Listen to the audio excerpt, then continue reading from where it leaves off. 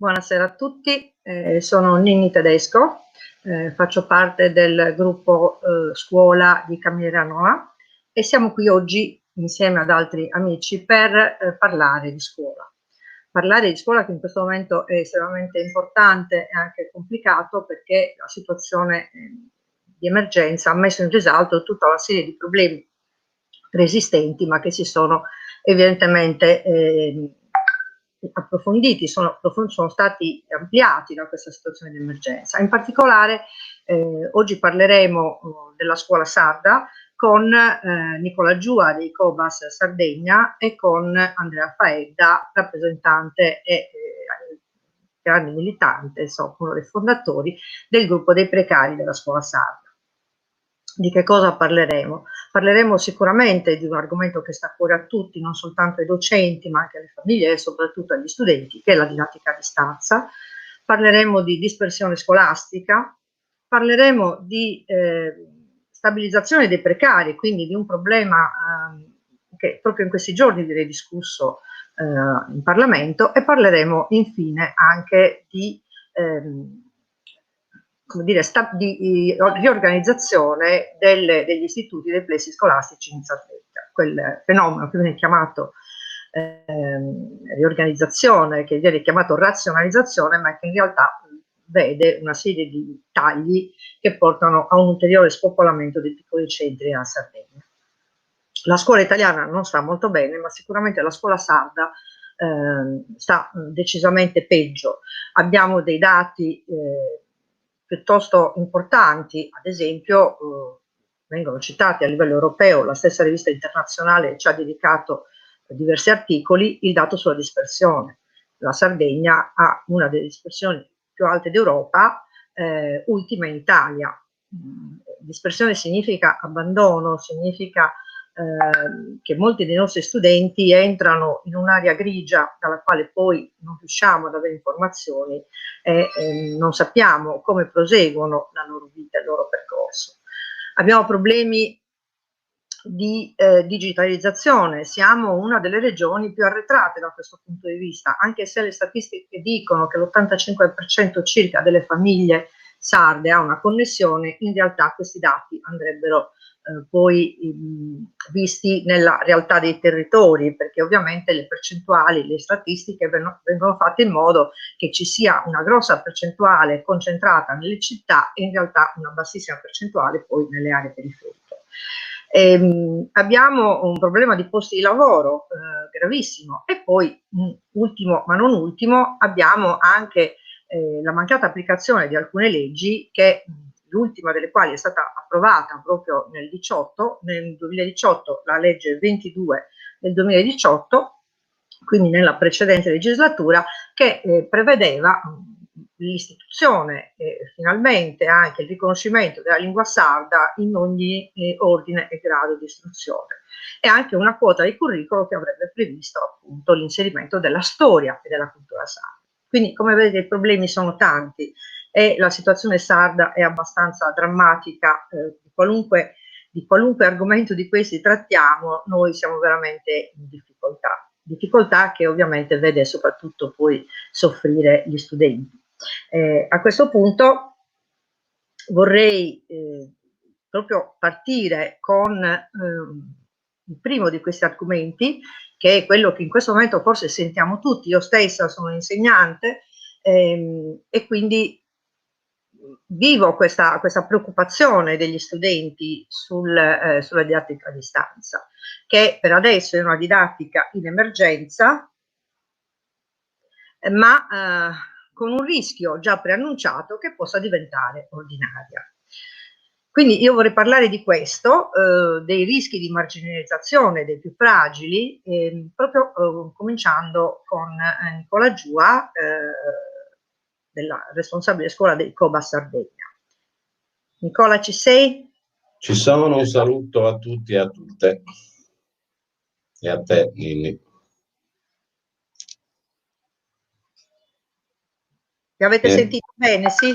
Sì, bene. Tutto bene. Quindi io direi di cominciare con te a parlare della didattica a distanza, che è un problema non soltanto evidentemente didattico, ma è anche un problema poi che riguarda tutti i lavoratori della scuola, in termini sia di contratto di lavoro, quindi ci sono tutta una serie di zone piuttosto buie di questa didattica che è stata un po' forzata in tempi ovviamente di urgenza, di emergenza, ma che insomma se ne sta parlando tanto e si rischia che poi, come dicevo prima, questa didattica diventi quasi ordinaria, no?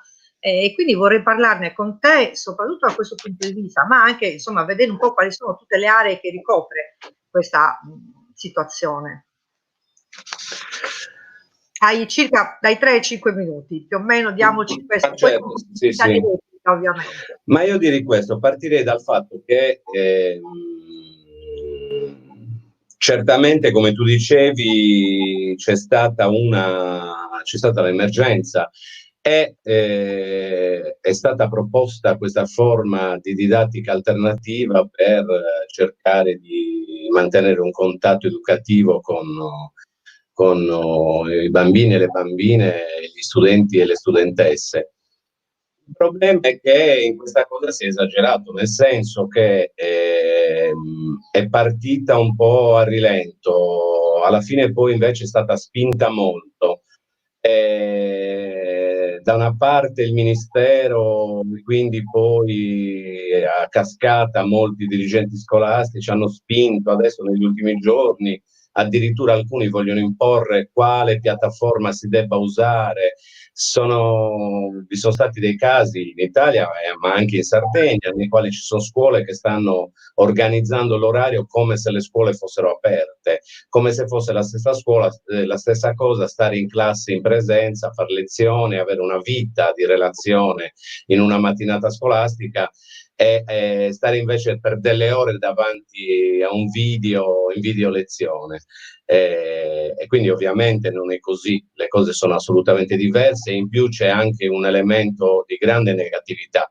Cambiano oltretutto le fasce d'età. Una cosa è lavorare in un certo modo con bambini delle elementari, dove io lavoro perché faccio il maestro elementare, altro con dei ragazzi delle superiori, magari vicini o nell'anno dell'esame, perché hanno una loro autonomia strumentale e quindi non devono avere, come nel nostro caso, i genitori a fianco. Io personalmente mi sono rifiutato, non ci ho pensato neanche 2 secondi di fare video lezioni o didattica a distanza in quel modo.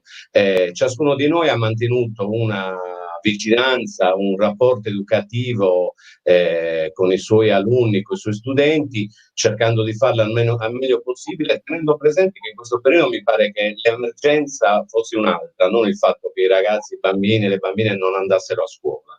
E invece si è un po' travisato questo aspetto. Io ritengo che non sia la fine del mondo, che se per 2 mesi o 3 mesi i bambini, i ragazzi e le ragazze non vadano a scuola, non perché sia una cosa giusta, perché è accaduto e quindi bisogna anche far rientrare la situazione all'interno di un alveo di ciò che è accaduto, perché non possiamo mascherare il fatto che non sia accaduto niente, che non fossero tutti reclusi, noi compresi, per 2 mesi all'interno delle case, così come siamo oggi, tranne i casi specifici per i quali possiamo uscire di casa, mentre invece si è fatto finta che fosse quasi tutto uguale, con, ripeto, degli eccessi di compiti, di lavoro, anche con scarso rispetto dei bambini, delle bambine, dei ragazzi e delle ragazze, delle loro famiglie che vivevano già questa emergenza che era già di per sé molto pesante. Spesso questa pesantezza è stata vieppiù appesantita dal comportamento di molti colleghe e colleghi che secondo me hanno travisato il loro compito. C'è dall'altra parte il fatto che pian piano hanno modificato un po' le cose, all'inizio la cosa era del tutto volontaria, poi hanno voluto inserire in un decreto legge una dicitura che è assolutamente ridicola, perché rispetto a quello che tu dicevi di contratto, diritti, forzature, questo è uno dei casi di scuola. Parlando di scuola, diciamo, perché scrivere in un decreto legge che i docenti sono tenuti ad assicurare la didattica a distanza con gli strumenti a disposizione non vuol dire niente, perché uno potrebbe averli a disposizione, potrebbe non averli, potrebbe volerli usare oppure no, visto che ce li paghiamo noi, computer, linea dati.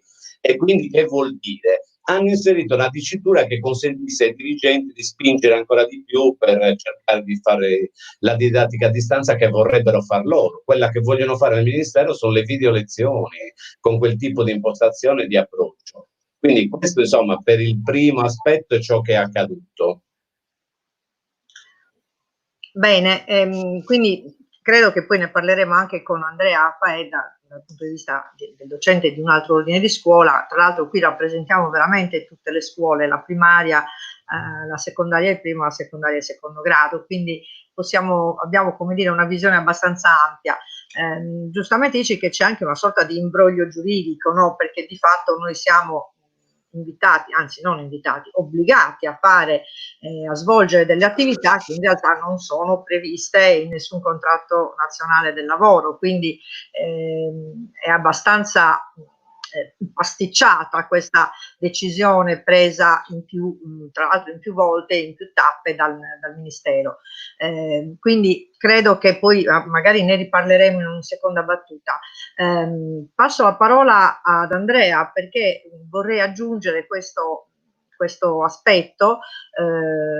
So che Andrea ce ne parlerà lui, ha insegnato in alcuni paesi dove magari la connessione non è esattamente ottimale e dove le situazioni anche di possibilità e opportunità di avere strumenti per accedere a internet nelle famiglie non sempre sono quelli richiesti dal Ministero, che dà per scontato che evidentemente tutti vivono in situazioni di agio, di benessere, per cui in casa magari ci sono 3 o 4 computer o strumenti digitali di ogni genere. Quindi io credo che sentire il punto di vista proprio, l'esperienza anche di un insegnante, anche se precario, col quale poi parleremo proprio di questo problema, credo che sia interessante sentire anche il tuo punto di vista, Andrea.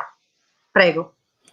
Sì, intanto buongiorno a tutti e grazie anche a Camminera Nova e a Manifesto Sardo per questa iniziativa, perché dà l'occasione, oltre che di parlare dei problemi relativi alla didattica in questo periodo, anche poi parlare di un problema contingente che è quello del precariato a scuola, nel quale io personalmente con tanti altri insegnanti siamo coinvolti.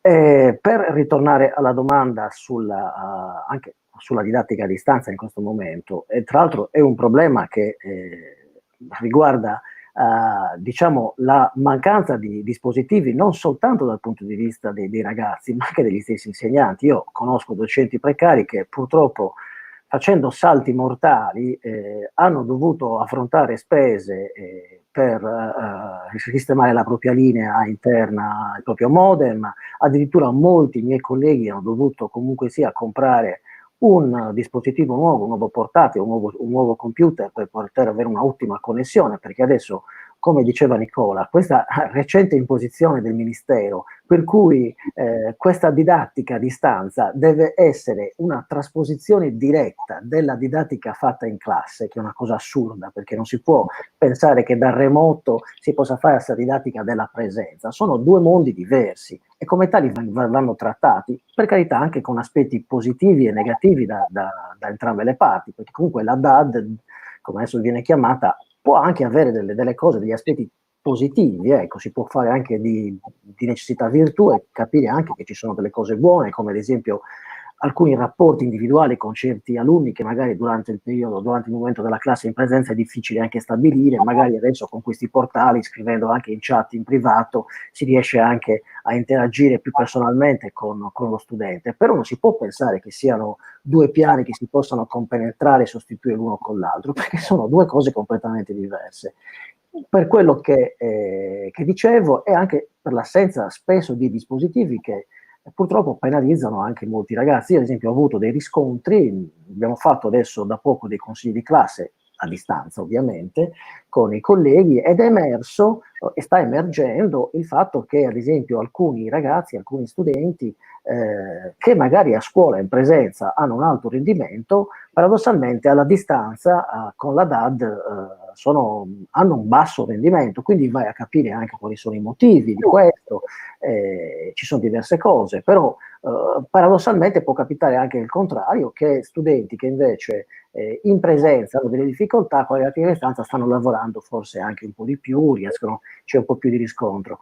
Però, ripeto, questo a maggior ragione ci fa capire che sono due situazioni completamente diverse e vanno trattate come tali, insomma. È un periodo eccezionale, un periodo straordinario. Tra l'altro mi fa specie anche questa iniziativa del Ministero di volerla imporre, questa didattica a distanza, quando proprio, se ci ricordiamo bene, quando è venuta fuori l'emergenza, quindi la chiusura delle scuole, stiamo parlando quindi del 5-6 marzo, il Ministero era totalmente sprovvisto, non aveva nessun piano per la didattica a distanza, ed è stato solo grazie all'iniziativa personale dei docenti, assolutamente volontaria, di attivare i portali e di cercare i portali, per cui si è iniziata questa attività.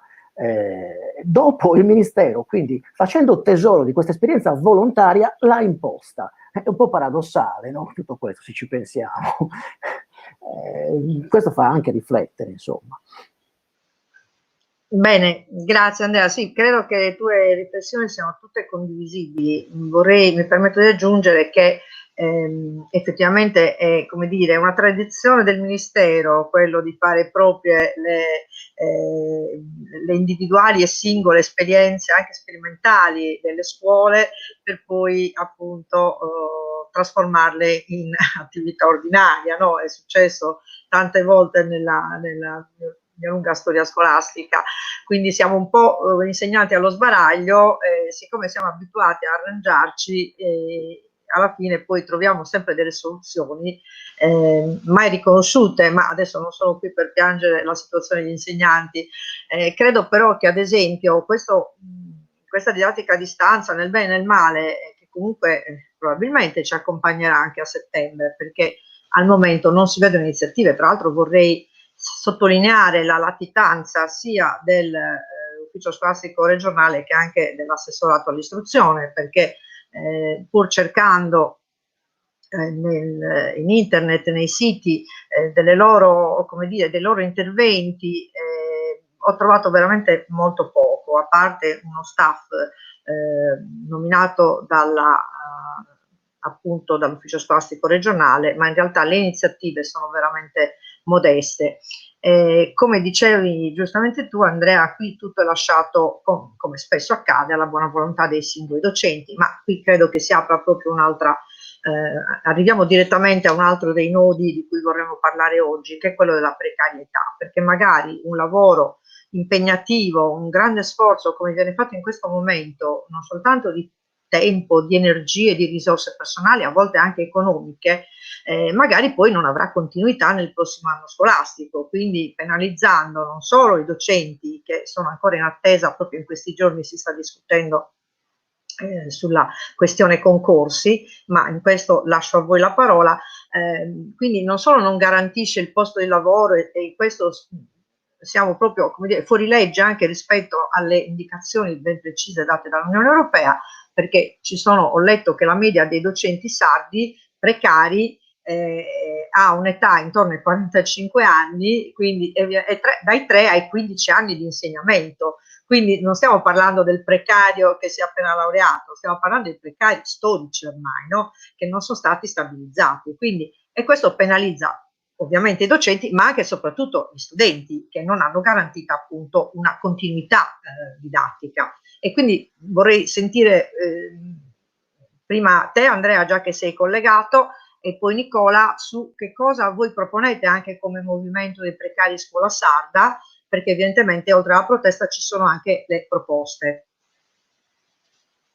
Sì, intanto noi stiamo vivendo un dramma in questo periodo, che è un dramma che si aggiunge al difficile periodo di reclusione e di allontanamento dall'insegnamento in presenza, e quindi aver reinventato praticamente un lavoro in questo periodo, quindi con un grande sforzo da parte di tutti, ma da parte nostra uguale, i docenti precari. Non siamo una categoria a parte, siamo docenti a tutti gli effetti, perché esercitiamo questa funzione e questa professione. Per cui il dramma è il fatto di dover svolgere questo lavoro con la paura, l'insicurezza di non poter insegnare già dal prossimo anno. E questo per effetto di questi concorsi che in teoria sarebbero dovuti nascere per stabilizzarci, tant'è vero che si parla sempre, i media parlano di stabilizzazione del precariato come se quasi finalmente accedessimo al ruolo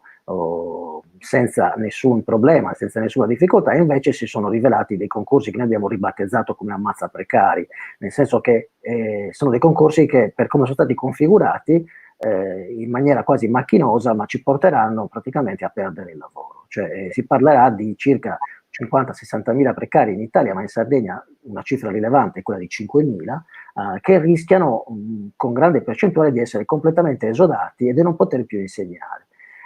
Perché c'è posso anche spiegarlo velocemente, il concorso straordinario è il concorso che avrebbe dovuto portare in ruolo 24.000 docenti precari, dico avrebbe, ma in realtà non sarà così, è stato configurato con una procedura altamente selettiva, e soprattutto che non tiene conto poi in realtà delle reali competenze della professione e dell'esperienza, cioè l'esperienza non viene valutata, si tratta di un quiz a crocette a risposta multipla, ed è una prova praticamente da dentro fuori. Si tratta praticamente da svolgersi in 80 minuti con 80 domande, quindi una domanda di tempo al minuto. Alcune domande ci vuole soltanto 2 o 3 minuti per poterla capire e poter capire le possibili risposte, figuriamoci, e con un'altra, tra l'altro una soglia molto altissima per essere superato, cioè soglia ai 7 decimi delle risposte esatte, per cui è una prova quasi mission impossible.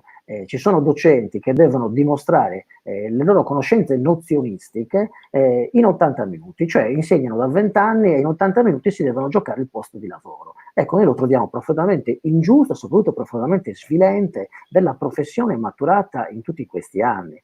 Tenete presente che poi a questo concorso straordinario vengono poi completamente invece esclusi tutti quei docenti che invece in questi anni hanno fatto servizio su sostegno e che accedevano però da un'altra classe di concorso, cioè erano come personale praticamente in deroga sulla materia del sostegno. Bene, non possono concorrere neanche per la materia da cui erano stati chiamati a concorrere dalle graduatorie. Quindi anche il problema del sostegno, tra l'altro, è un problema di cui vorrei parlare molto grosso, perché in realtà poi in Sardegna si tratta di migliaia e migliaia di docenti che non potranno neanche avere una corsia preferenziale, ad esempio per accedere ai TFA. Cioè l'esperienza praticamente in questi concorsi non vale nulla. Anni e anni di esperienza non contano nulla, contano soltanto un sapere nozionistico. Questo è il punto, e questo è quello che si crede di poter, l'idea che si crede di poter avere degli insegnanti, cioè dei depositari di un sapere che è solo legato principalmente alle nozioni, non al saper fare, al saper trasmettere, alle competenze, eccetera. E tutto questo è, tra l'altro, per la Sardegna ancora più grave, perché ci sono nella norma, insomma, nelle norme approvate da questo decreto, alcune norme che prevedranno anche lo scavalcamento dei docenti sardi, cosa già avvenuta in passato, da parte dei docenti che arriveranno dall'Italia. Si tratta dell'alcol veloce che purtroppo porterà, da questo punto di vista, a farci perdere completamente il lavoro, anche dal punto di vista del lavoro precario, dico.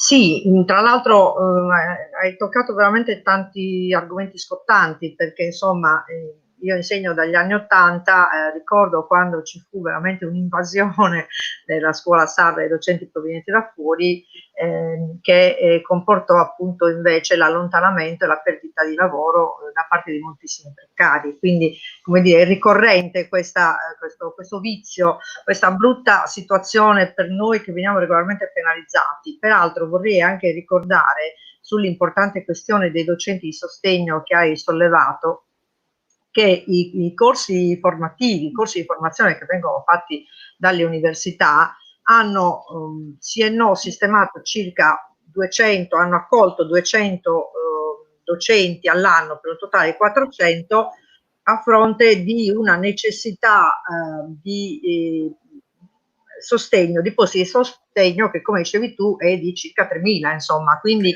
vuol dire, sì, prego. Ecco, se posso dire una cosa, io parlando del sostegno, adesso praticamente sono stati banditi i nuovi corsi del TFA Sostegno per l'anno 2020 in tutta Italia.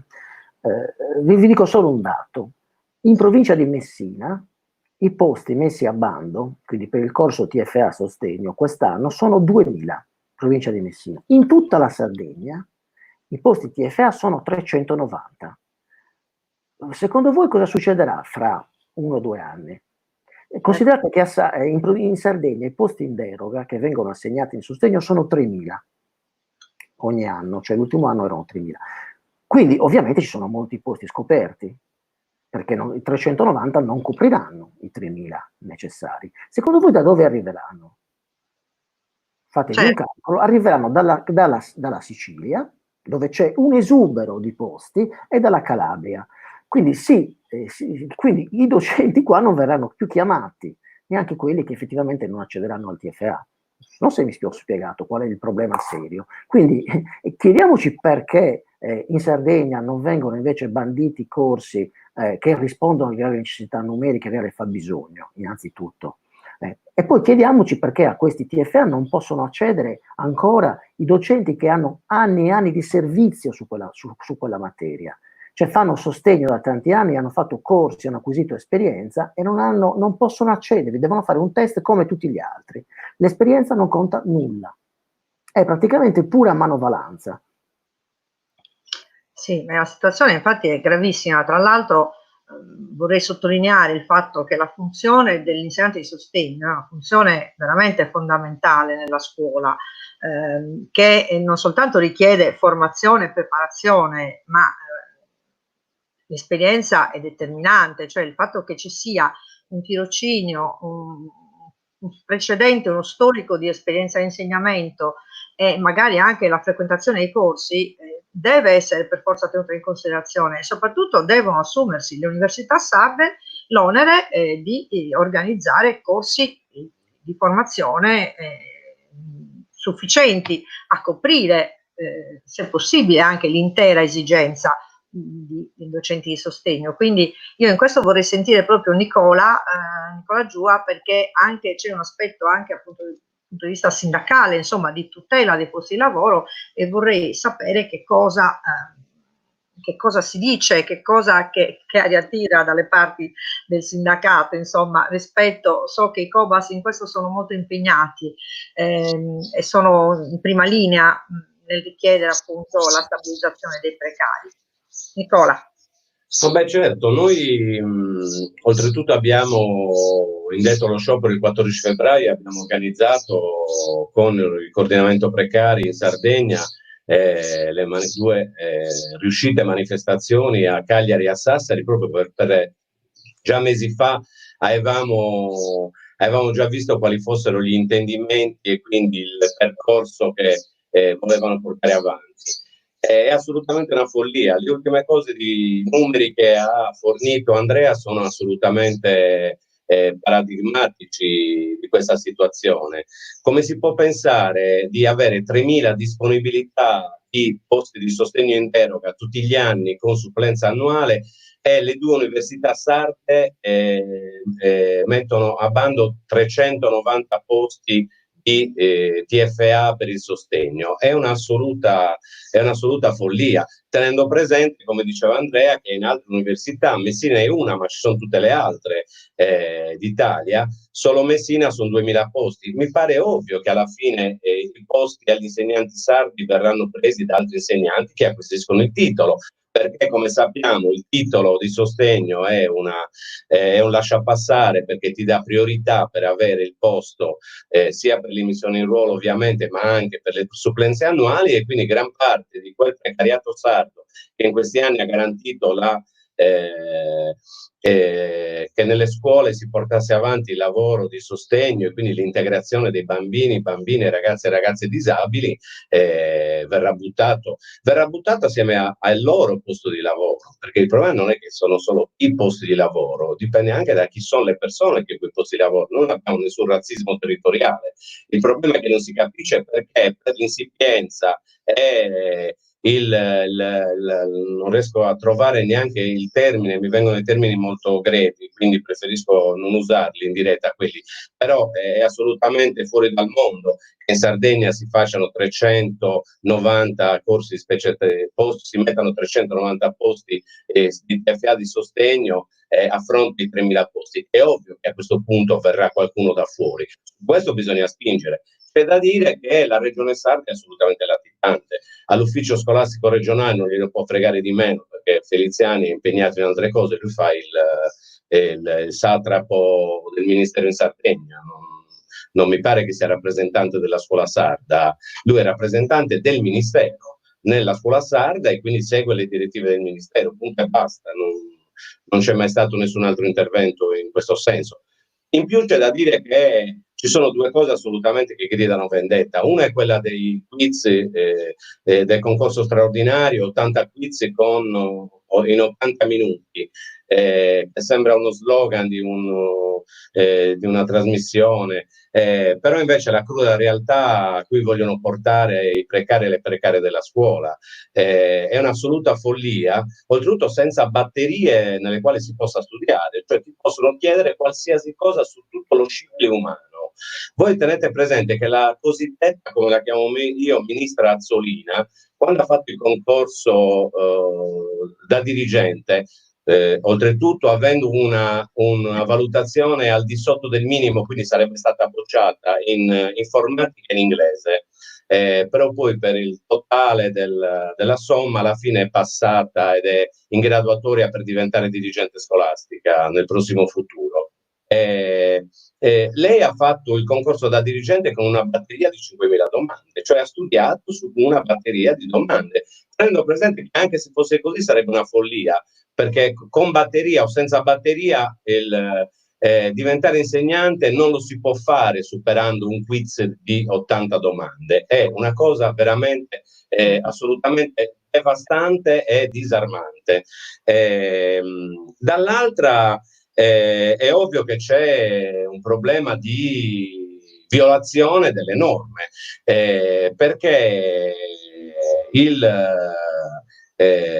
la Corte di Giustizia Europea già da diversi anni ha deciso, e per questa ragione Renzi aveva inserito tutti quei posti di immissione in ruolo, perché la Corte Europea aveva già condannato l'Italia ed era in procinto di condannarla per altri miliardi di euro, perché la legge comunitaria che è stata inserita nell'ordinamento italiano con voto del Parlamento ha acquisito la norma che dice chi ha 36 mesi di servizio deve essere stabilizzato. In Italia, quando hanno fatto la norma di conversione della disciplina comunitaria nell'ordinamento nazionale, hanno messo una piccola postilla, esclusa la scuola che è una follia, perché è il posto dove ovviamente c'erano più precari, ma non è che decidi tu dove valgono i diritti e dove i diritti invece non ci sono.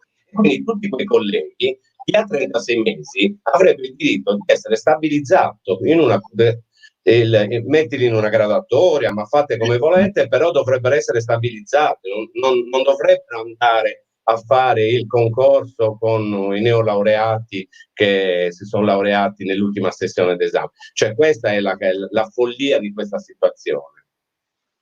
Vorrei aggiungere però, se mi consenti, una cosa, perché altrimenti poi magari ci sfugge, siccome prima parlavamo, che è una cosa importante, perché non vorrei che i colleghi e le colleghe collegati e collegate pensassero poi che ci sia veramente l'obbligo, siccome abbiamo parlato di obbligo, di imposizione, io parlerei un po', e siccome facciamo anche come Coba Scuola Sardegna, nei documenti in cui diciamo che non esiste questo obbligo, non esiste questa imposizione, io direi che il Ministero tenta di imporre il braccio armato che molti dirigenti scolastici e scolastiche cercano a loro volta di imporre, ma che non esiste alcun obbligo, non esiste alcun obbligo di usare le piattaforme che vogliono loro, non esiste alcun obbligo di collegarsi se uno non ha la linea o non vuole usare i suoi soldi, cioè dobbiamo chiarire che questa cosa sarebbe dovuta rimanere nell'alveo della volontarietà, e stava andando benissimo, del supporto, della vicinanza educativa che stavano assicurando tutti gli insegnanti. Hanno voluto forzare la mano in questo modo, e allora a questo punto però anche noi poniamo dei paletti e diciamo che non esiste l'obbligo, perché non esiste il fatto che io sia obbligato a usare i miei soldi, il mio computer, la mia linea dati per collegarmi? E in più c'è l'altro aspetto, come diceva Andrea, ci sono molti colleghi e colleghe, precari o no, che non solo per ragioni economiche, ma anche per per il luogo nel quale vivono, non hanno la linea. Alcuni non hanno neanche la linea del proprio cellulare.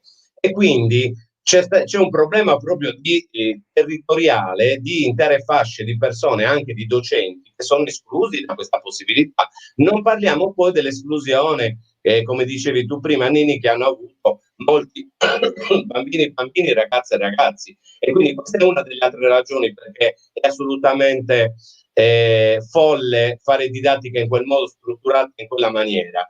Perché è ovvio che i più deboli saranno ancora più colpiti. Cioè, non mi vengano a raccontare che siamo tutti uguali.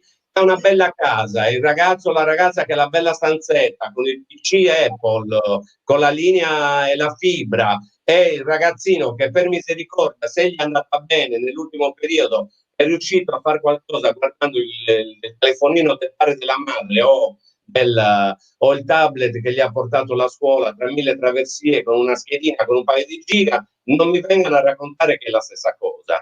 E in più c'è un aspetto anche diseducativo, perché una cosa è fare, e questo va benissimo, noi non abbiamo alcuna difficoltà, se dei colleghi delle superiori nella loro libertà di insegnamento decidono che ai ragazzi e alle ragazze in questo periodo è utile fare anche qualche video lezione, ma le fanno tranquillamente come le hanno fatte, nessuno ha niente da dire, è all'interno della loro scelta educativa e didattica e va benissimo, nulla questio. Il problema è che ci si vuole imporre questa cosa, in particolare elementare. In ultima settimana ho visto decine di circolari nelle quali i dirigenti scolastici cercavano di imporre la video lezione ai maestri elementari. È una follia, è una follia. Io faccio il maestro elementare da 37 anni. Negli ultimi anni mi sono sempre schierato contro questa digitalizzazione selvaggia e il video davanti agli occhi per ore. E ho sempre pregato, parlato, discusso con i genitori perché non facessero usare gli smartphone e i tablet ai loro figli. E adesso glieli dobbiamo imporre noi per fare la video lezione, ma non scherziamo, veramente. Grazie Nicola, tra l'altro veramente abbiamo assistito a deliri di ogni genere anche da parte dei dirigenti scolastici, per cui questa didattica a distanza veramente è stata realizzata in modi totalmente diversi, non c'è omogeneità, non ci sono indicazioni di massima, la regione è assente, quindi ognuno è andato in ordine sparso e tra l'altro questo aumenta, come giustamente dicevi tu, il divario sociale, perché la scuola è un fortissimo elemento di non soltanto istruzione, ma un elemento di coesione sociale, dovrebbe essere almeno un elemento di coesione sociale, dovrebbe portare a diminuire le distanze, invece la didattica a distanza appunto sappiamo che non ha questa funzione, non ce l'ha perché io so di casi, penso che siano capitati a tutti noi, dove magari il ragazzo non ha neanche, lo studente o la studentessa non hanno neanche una stanza propria dove poter lavorare o dove il computer è condiviso da tutti i familiari che magari fanno home working e quindi non hanno la possibilità di avere lo strumento personale, quindi non siamo, tra l'altro la Sardegna è una terra di grande sofferenza in questo senso. Torniamo ai dati dell'abbandono, cioè veramente qui rischiamo che questi dati diventino sempre più alti e ci allontanino sempre di più da quello che dovrebbe essere non l'obiettivo dell'Unione Europea, che mi interessa relativamente, che è del 10% di abbandono scolastico, ma che invece è proprio di una seria, vera alfabetizzazione, non soltanto sui contenuti, ma soprattutto su quelli che sono gli aspetti più importanti della scuola, la socializzazione, il crescere insieme, il confrontarsi, lo sviluppare un pensiero proprio critico, appunto lo stare insieme che non è sostituibile, quindi didattica a distanza va bene, come dicevi tu Nicola, per qualche video lezione, ma tutto il resto è insostituibile, quindi pensiamo che noi abbiamo una dispersione, vorrei arrivare appunto all'altro nodo di cui, ma è tutto collegato perché in realtà è molto difficile separare questi questi argomenti, sono tutti collegati e portano a una sofferenza comune, molto, molto diffusa nella nostra isola. Pensiamo che a Nuoro, soltanto nella provincia di Nuoro, c'è una percentuale di abbandoni che arriva al 42,7%, cioè stiamo parlando di quasi un ragazzo su 2 che abbandona la scuola e non sappiamo dove va a finire, perché anche la formazione professionale in Sardegna, dopo i colpi di spugna dati da Soru anni fa, è molto ridotta, quindi non c'è un progetto, non c'è un piano di formazione professionale in alternativa seria al percorso di istruzione. Quindi questi dati sono veramente inquietanti. Vorrei aggiungere che poi la sofferenza non a caso è maggiore nelle zone interne, perché ed è collegata tra l'altro proprio allo spopolamento e quindi alla chiusura dei plessi.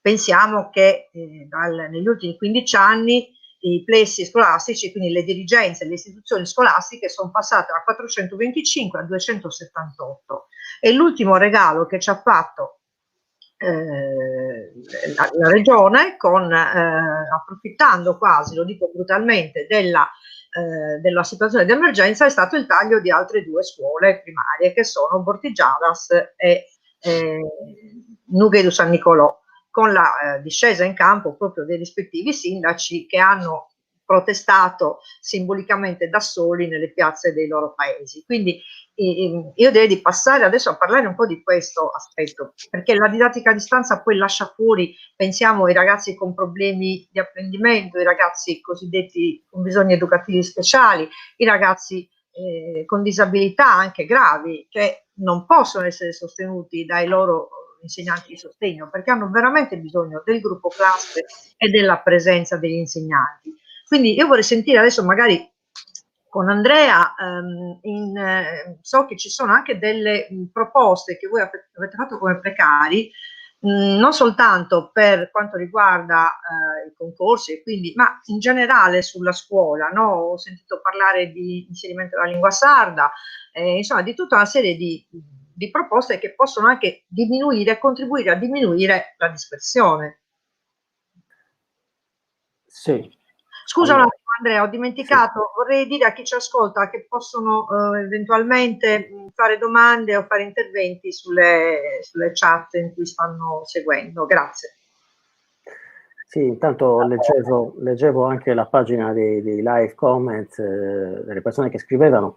Ho visto che c'è stato un intervento massiccio dei diplomati magistrali, che in realtà è una categoria di precari. Non pensiamo che i precari siano solo quelli della secondaria, perché in realtà anche i diplomati magistrali vivono il nostro dramma allo stesso modo, perché, storia, tra l'altro, perché è lo stesso concetto. Tu fai comunque tanto lavoro, sopperisci quindi a delle mancanze, lavori tra l'altro sono in seconda fascia di diplomati magistrali, e ugualmente comunque siamo allo stesso punto, cioè le competenze maturate sul campo anche lì non valgono nulla, per cui vivono esattamente lo stesso dramma i docenti della secondaria. Spesso se ne parla poco, volevo solo aggiungere questo.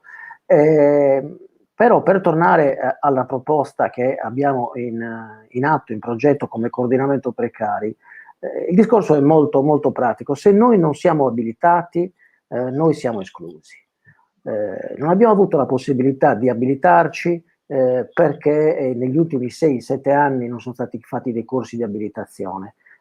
Quello che chiediamo a questo punto, siccome l'unico modo paradossale che il Ministero pone per abilitarsi è un quiz a crocette, che fa anche sorridere questa cosa, perché devi dimostrare le competenze abilitandoti con un quiz, ma l'abilitazione è una formazione. L'abilitazione significa formarsi professionalmente, significa che quello magari che non puoi fare in pratica a scuola lo fai attraverso un corso, quindi ti confronti con docenti e colleghi in un'altra sede, che è però una sede formativa, non può essere un quiz nozionistico. Quindi quello che chiedevamo è nuovamente di ritornare ai PAS, ai dei percorsi abilitativi speciali. Questi percorsi di abilitazione però nell'ottica del Ministero non si vogliono più fare. Noi invece chiediamo che lo possa fare la Regione Sardegna. La Regione Sardegna si può occupare di formare i propri docenti, i propri insegnanti. Sulla falsariga, tra l'altro, di altre esperienze che esistono, ad esempio in Italia con molte province autonome, ma faccio l'esempio recente della provincia autonoma di Trento, che ha un proprio ordinamento e regola da sé tutta la formazione dei docenti, ma regola da sé in realtà tutta la scuola, perché ha un Consiglio Superiore dell'Istruzione che sostituisce completamente il Provveditorato agli studi. In realtà addirittura i docenti nella provincia di Trento sono dipendenti provinciali, quindi dipendenti dalla regione di fatto autonoma, e quindi formano i propri docenti. Quello che chiediamo è ovviamente di arrivare, sarebbe auspicabile, per la Sardegna ad un'autonomia avanzata di questo tipo per tutta la scuola, quindi anche dal punto di vista del dimensionamento scolastico o dal punto di vista quindi della regolazione dei programmi e quindi della formazione quindi dei docenti, però intanto già da subito la regione può attivarsi con i PAS. Questi pass ovviamente devono essere riservati, perché sennò diversamente ci ritroviamo ancora gente che arriva dalla provincia di Messina, tanto per fare un esempio, a prendersi l'abilitazione in Sardegna. I pass devono essere riservati ovviamente a chi ha fatto gli ultimi anni di servizio in Sardegna. Un altro criterio può essere ugualmente quello, ad esempio, della certificazione linguistica della lingua sarda. Sarebbe un criterio non discriminatorio, tra l'altro, perché non impedisce a una persona che arriva dall'Italia di poter prendere l'abilitazione qua, quindi non c'è uno statuto di identità etnica sarda, c'è semplicemente la conoscenza e la certificazione della lingua, come peraltro avviene già in provincia di Bolzano, ad esempio, dove non si può insegnare nelle scuole, insomma, di lingua tedesca, non si può insegnare le materie curricolari, come ad esempio la matematica o l'italiano, tanto per fare un esempio, o arte, se non si ha la certificazione di tedesco o di ladino nelle scuole delle regioni dove si parla ladino. Per cui, tra l'altro, la certificazione linguistica è già molto, tutto questo aspetto, insomma, del conseguimento della certificazione linguistica è già ben normato dalla legge regionale 22/2018, che è una legge non applicata, ma se la guardiamo bene da questo punto di vista, norma addirittura la possibilità che la regione istituisca degli enti appositi che rilasciano tale certificazione. Siccome ancora questi enti non ci sono, la regione già stabilisce che in assenza ancora di questi enti, che devono essere ovviamente nominati, può essere l'assessorato addirittura che rilascia certe certificazioni, previo parere di una commissione di esperti. Quindi già tutto si può fare subito. Questa legge 22/2018 è una legge in realtà già molto attuativa, perché nei suoi articoli prevede già una serie di norme che sono molto specifiche per il conseguimento di queste certificazioni. Quello che dovrebbe fare la regione è in realtà recepire questo aspetto della lingua, della certificazione, per conseguire quindi ai docenti sardi di avere una corsia preferenziale e prendersi la propria abilitazione. Tra l'altro ci sono dei precedenti, non sono discriminatori, perché già adesso, ad esempio, le borse, tanto per entrare in un altro campo che è quello della medicina, delle specializzazioni in medicina, un laureato in medicina che si volesse specializzare con una borsa regionale in Sardegna ha una corsia preferenziale, ovviamente, perché a quelle borse regionali non possono accedere dalla Sicilia o da un'altra regione d'Italia, sono riservate a medici sardi che hanno conseguito sono laureati in Sardegna e quindi hanno maturato quindi un'esperienza in Sardegna. Per cui è possibile questo, ed è possibile farlo subito. Tra l'altro noi precari dovremmo abilitarci l'anno prossimo, perché se questo iter concorsuale dovesse in realtà andare in porto, così come vuole il Ministero, ripeto che noi senza abilitazione potremo forse insegnare l'anno prossimo, ma sicuramente fra 2 anni noi stiamo a fare altro. Grazie Andrea, vedo che hai risposto a moltissime domande che sono comparse nella chat e che io sono riuscita a visualizzare solo ora, e quindi nel tuo intervento hai già in qualche modo risposto a osservazioni anche, come dire, incalzanti che ci sono state poste. Penso che, tra l'altro vorrei semplicemente richiamare alcuni punti, fra quelli che hai toccato tu, prima di passare la parola a Nicola. Intanto vorrei sottolineare ancora una volta la latitanza della regione e dell'ufficio scolastico regionale, dell'ufficio scolastico sardo, perché non hanno appunto praticamente proferito verbo su queste situazioni, su questi disagi. Noi abbiamo per anni avuto, e ancora oggi c'è il progetto di scuola, no? Dai tempi dei PON, quando eravamo ancora nell'obiettivo 1, in cui sono stati spesi milioni di euro per interventi nelle singole scuole, non è mai stato svolto un serio monitoraggio sugli esiti degli interventi fatti, per cui anche qui uno spreco, secondo me, di denaro pubblico, perché se tu non riesci a monitorare, a valutare l'intervento che hai fatto, quell'intervento non ricade, non ha una ricaduta e impedisce tra l'altro di valutare gli interventi successivi in maniera appunto seria e produttiva. Vorrei dire che noi siamo in Italia gli unici a non avere una legge regionale dell'istruzione, io dico nazionale, ma regionale dell'istruzione, quindi una legge promulgata dalla regione sarda.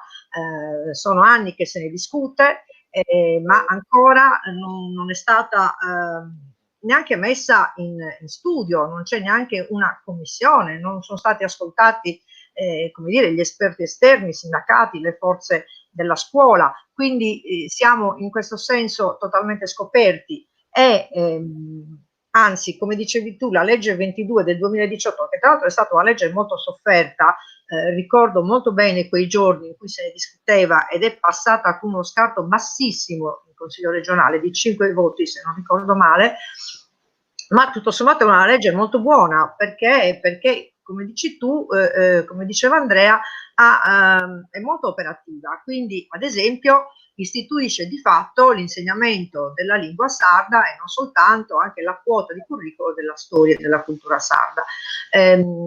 C'è stato a dicembre dello scorso, di quest'anno scolastico, noi insegnanti ragioniamo in termini di anno scolastico, a dicembre di quest'anno uno sciopero di 100 insegnanti che insegnavano già in vari progetti lingua sarda nelle scuole e che non essendo stata poi in realtà rifinanziata e non essendo stata messa in opera la legge 22, questi 100 insegnanti hanno di fatto perso il lavoro. Quindi c'è già, come dire, una perdita effettiva, non una mancata nomina di insegnanti, ma alcuni addirittura che lavoravano non lavorano più. Quindi, siccome noi di Camminare a Noa da tempo ci battiamo per l'inserimento della lingua sarda, e lo dimostra il fatto che noi tutti qui stiamo parlando in italiano, ahimè, io per prima, proprio perché dobbiamo assolutamente far sì che la nostra lingua, tutelata dall'Unione Europea, considerata lingua minoritaria, mettiamo in pratica tutte quelle norme che tutelano la nostra lingua, e tutelando la nostra lingua a ricaduta consentono tantissimi posti di lavoro. Sappiamo benissimo che questo lo fa la provincia di Trento e Bolzano, lo fa il Friuli Venezia Giulia, noi non lo facciamo, quindi non mettiamo neanche in campo tutte le risorse che potrebbero consentire si parla addirittura di circa 6.000 insegnanti che potrebbero appunto usufruire di questi vantaggi. Ci sono altre domande, intanto vorrei passare la parola a Nicola su questo. Veramente ormai ho perso un po' il filo delle domande, ma sicuramente hai tante considerazioni da fare rispetto a quanto è stato detto da Andrea e in qualche modo anche da me. Prego Nicola. Ma sì, soprattutto una questione che evidentemente è molto sentita dei docenti magistrali, quindi dei docenti diplomati non laureati che ancora non sono stati stabilizzati. Assolutamente. No, partirei da una cosa, da uno dei problemi che ha sollevato Andrea, ovvero sia che ci sono altri luoghi d'Italia, lui parlava della regione autonoma di Trento, dove hanno già altri percorsi da tanti anni.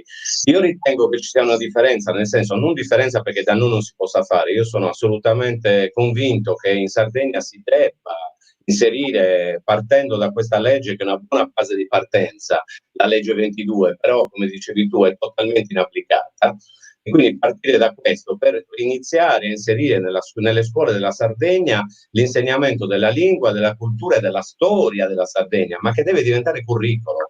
È inaccettabile che si possa andare avanti facendo i progettini pomeridiani con le scuole o meno, con la buona volontà di chi li vuol fare.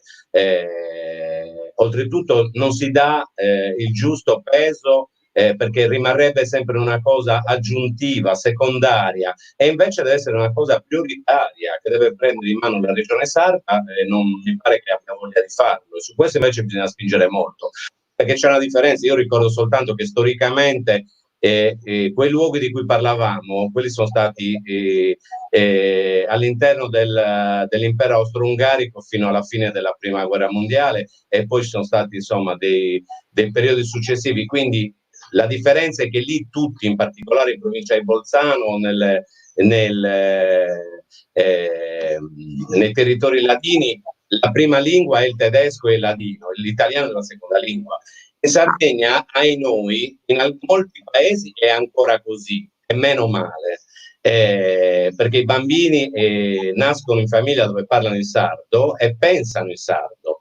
Nelle città ormai non è più così, e quindi di questo dobbiamo tener conto, da questo dobbiamo ripartire. A maggior ragione dobbiamo ripartire perché si cerchi di mantenere l'identità sarda, cioè che se non ha la lingua perde una delle sue connotazioni più importanti, e quindi su questo bisogna lavorare immediatamente assieme alla storia. Io ricordo che come Coba Scuola Sardegna e come CESP Sardegna negli ultimi mesi abbiamo fatto diversi seminari con Gianluigi Deiana, Fiorenzo Caterini, Ilaria Montis, e quindi da diversi punti di vista io ho fatto in tutti i seminari un'introduzione sulla la storia nelle scuole in Sardegna, e Gianluigi dal punto di vista storico sugli acchiappafantasmi, perché ormai che è una visione sardocentrica dal punto di vista è un acchiappafantasmi. Fiorenzo Caterini come antropologo, quei libri che ha scritto, ha dato il suo grande contributo, e Ilaria Montis dal punto di vista archeologico. Abbiamo fatto 4 seminari, dovevamo farne altri 2 a Tortolì e a Oristano, che sono saltati perché erano organizzati ad aprile, fine marzo-aprile, quindi per la chiusura delle scuole sono saltati. Appena possibile li riprenderemo, perché riteniamo che sia una delle cose fondamentali anche socializzare e formare gli insegnanti con iniziative in presenza, assieme ad altre iniziative che ci sono anche in rete come la storia sarda nella scuola italiana, che sta cercando di portare uno spaccato reale, un po' più concreto, visto che nei libri di testo assolutamente non c'è niente se non le immaginette molto folcloristiche del Nuraghetto con 4 didascalie, e la storia della Sardegna se la chiudono così. E quindi su questo bisogna lavorare. Sono d'accordo che i pass devono essere fatti e che li dovrebbero fare, e che l'insegnamento e l'esperienza è un valore che deve essere assolutamente, deve venire fuori. Invece per questo Ministero e per i bandi degli ultimi concorsi non ha nessun valore. Chi non è mai entrato in una scuola o chi ha 10 anni di servizio è nelle stesse condizioni. Riteniamo come Coba Scuola Sardegna che sia un'assoluta follia. È una cosa che oltretutto è anche un danno per coloro che poi c'è, perché l'esperienza invece riteniamo che sia una cosa molto importante. Dall'altra però mi dicevi i diplomati magistrali. Sui diplomati magistrali io guarda, non più tardi di 1 anno e mezzo fa ho fatto un incontro al Ministero con un gruppo di dirigenti ministeriali, e su questo erano abbastanza chiusi, nel senso che sanno benissimo di aver violato una norma, perché non so se tutti conoscono la vicenda. Chi si è diplomato entro il 2001 era comunque abilitato. Tanto è vero, io faccio il maestro elementare, chi aveva fatto le magistrali, il nostro diploma non si chiamava diploma, ma si chiamava abilitazione magistrale, e quindi eravamo già abilitati all'insegnamento. Io ho fatto il concorso e sono passato il ruolo nell'83 perché ho avuto l'idoneità al concorso, cioè ho vinto il posto per entrare in ruolo, ma ero già abilitato. E così tutti coloro che hanno frequentato gli istituti magistrali fino al 2001. Cosa è successo poi? Che negli anni successivi hanno modificato la norma, hanno inserito la possibilità, anzi l'obbligo di avere la laurea con l'università, e quindi la frequenza di scienza della formazione primaria per poter insegnare, e c'è stato un periodo ponte. Ovviamente hanno atteso degli anni per aprire questi corsi, e chi è rimasto in quegli anni nel limbo secondo loro sono fuori, sono fregati, è gente che non ha la laurea perché aveva già il diploma abilitante, però secondo loro il diploma abilitante non aveva più senso e non valeva. C'è stata una serie di sentenze altalenanti e alla fine all'italiana hanno detto che sì, effettivamente è vero, è così, però in ogni caso chi aveva ragione avrebbe dovuto fare ricorso praticamente 15 anni fa, quando è stato bandito il primo concorso nel quale non era prevista più l'abilitazione. È un'assoluta ingiustizia gravissima che adesso hanno in parte cercato di superare col concorso straordinario che hanno fatto recentemente, e col fatto che tutti coloro che avevano le riserve ovviamente poi hanno fatto dei passaggi vari, sono in seconda fascia, però ovviamente la questione non è risolta ed è una delle altre situazioni che grida vendetta del precariato italiano e del precariato sardo. Invece sulla questione più generale io porrei la questione in questi termini. Io da tanti anni, e noi come Cova Scuola Sardegna da tanti anni ci battiamo contro questo progettificio in scuola, in particolare negli ultimi anni è peggiorato perché oltretutto la regione ha iniziato, e non col governo di centrodestra, ma ha iniziato già col governo di centrosinistra, a dare gli input molto chiari, nel senso che non solo devi seguire quelle tipologie di attività che possono essere svolte, ma ti dicono anche loro chi le deve svolgere. Non puoi neanche decidere tu come scuola in che modo farle, con chi, ma devi stare all'interno di una serie di nomi e di cose che ti vengono fornite dalla stessa regione. Noi diciamo che questi sono soldi buttati per due ragioni. Da una parte perché non c'è nessuna democrazia dell'uso di questi fondi. Io conosco scuole che hanno fatto 3, 4, 5, 6, 8 diversi progetti scuola, oltre a PON, POR, perché avevano alcuni progettisti dedicati e invece che andare in classe a lavorare facevano solo quello dalla mattina alla sera. Mentre invece altre scuole, secondo me anche più serie, nelle quali andiamo in classe e facciamo lezioni tutti i giorni, e che non c'era nessuno che era disponibile a fare il progettista a tempo pieno oltre il proprio orario o facendo finta di stare in classe. Ovviamente non tutti sono così, c'è gente che fa il progetto, va anche in classe e fa lezione degnamente, però ne ho conosciuti tanti dell'altra tipologia. E quindi invece noi diciamo da sempre quei soldi la regione li usi per darli alle scuole, mirati magari per alcune attività, perché le scuole sono in grande sofferenza in Sardegna. Nella maggior parte dei giorni della nostra quotidianità scolastica abbiamo difficoltà a avere il gesso, perché noi abbiamo anche in alcune classi le LIM, ma abbiamo ancora le lavagne in artesia. Lavoriamo ancora con i bambini, io mi rifiuto di usare le tablet perché i bambini, secondo me, alle elementari tablet non li devono usare, come non devono usare gli smartphone, devono imparare a scrivere, devono imparare a leggere sulla carta e non è una diminuzione, perché quelle cose le vedranno più tardi. Ci sono i tempi, nella vita ci sono dei tempi. Io aborrisco chi vuole iniziare, perché alcune classi le hanno fatto sperimentalmente, iniziare già dalla prima elementare col tablet.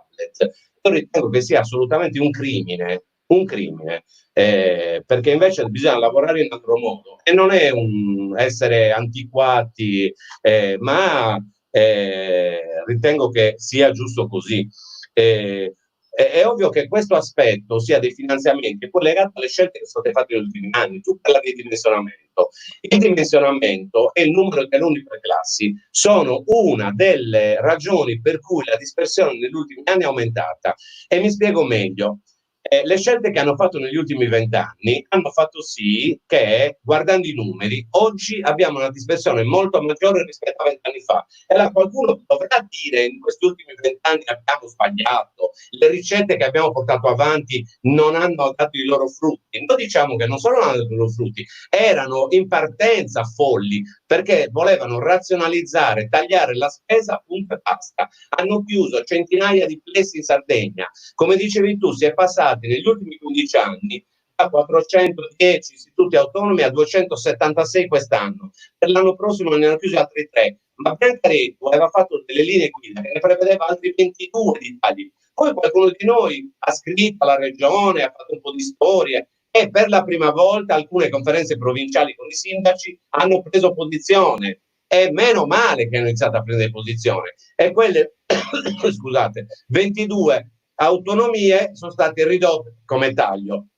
Però la responsabilità di questi anni, come io ho detto anche in alcune conferenze provinciali alle quali ho partecipato come Copas, e ho detto anche ai sindaci, ma scusate, ma in questi ultimi 20 anni chi è che ha tagliato i plessi scolastici, chi ha tagliato gli istituti autonomi? Li avete tagliati voi, perché la regione fa il piano sulla base dei piani votati dalle conferenze provinciali. La risposta dei sindaci è sempre stata, degli assessori all'istruzione, ma a noi ci hanno dato quei numeri e ci siamo dovuti mettere d'accordo. Cioè, è come se certo, se al condannato dici vuoi essere bruciato vivo sul rogo oppure vuoi essere ghigliottinato, forse io chiederei di essere ghigliottinato, perché insomma, però sempre... Nicola, No, ti devo un attimino, scusami, non voglio toglierti la parola, magari facciamo un altro giro, anzi sicuramente lo facciamo. Prego. Siccome stanno arrivando tutta una serie di messaggi, alcuni addirittura forse è esagerato parlare così tanto di scuola, io vorrei ricordare, riprendere due dati che sono stati detti in questa ora di conversazione, che noi siamo il fanalino di coda sul piano addirittura europeo in termini di dispersione scolastica. Pensate che dal 2015 al 2018, quindi in soli 3 anni che sono stati analizzati, abbiamo perso 6.000 studenti nella scuola sarda, 6.000 studenti che sono entrati nell'area grigia della dispersione e che sono quelli che in Europa chiamano i NEET, che non sono né informazione professionale né in istruzione, e quindi non sappiamo dove vanno a finire questi ragazzi. Vorrei ricordare i 300.000 che studiano fuori, per non parlare dei milioni no, ma centinaia e migliaia che negli ultimi anni se ne sono andati, hanno abbandonato la Sardegna. E poi un altro dato importante, che è quello di chi magari arriva a raggiungere il diploma, ma in realtà questo diploma non gli serve perché non ha le minime competenze anche alfabetiche per accedere in maniera dignitosa, in maniera consapevole al mondo del lavoro o per proseguire il percorso di istruzione.